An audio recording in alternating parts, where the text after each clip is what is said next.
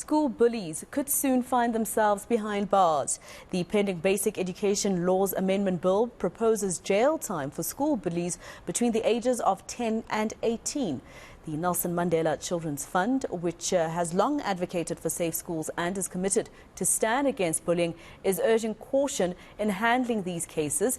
It wants the bill to act in harmony with other acts already enacted to ensure the safety and protection of children in South Africa.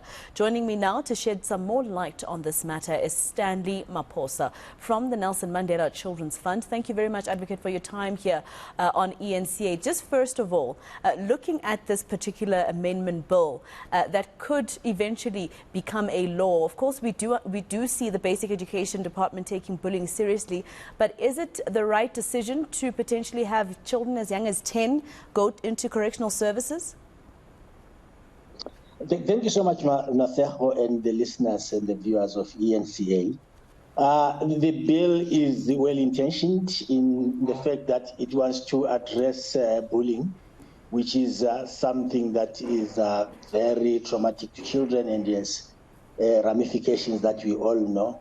And we've seen a number of children committing suicide and all these things around it. But as you are saying clearly that there are a lot of things that we need to look into if the bill is going to be implemented as it is right now. Because the children that are 10 years old have no capacity to do the reporting to the police. Yeah. The police system is not prepared enough. The magistrates are not prepared enough.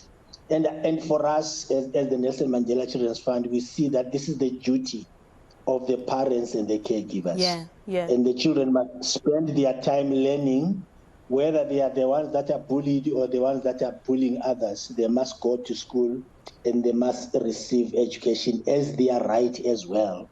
But then the parents and the caregivers must take the responsibility of reporting and do the right thing. And those that have children that are bullying others take the responsibility of educating their children. So it's not children that are as young as 10 that should be running around, reporting, going to the magistrate's court and doing all these things. I think, that's where I was coming, because it cannot only be the government that actually sorts out a societal issue, right? It's also about parents leaving that duty that they have to teachers.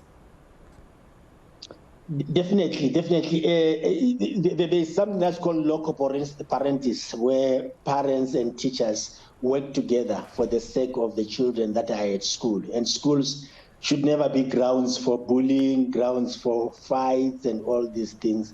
They are centers of learning. And therefore, we think as the Nelson Mandela Children's Fund, they must be the safest place. But obviously, the truth on the ground is not like what is the intention should be.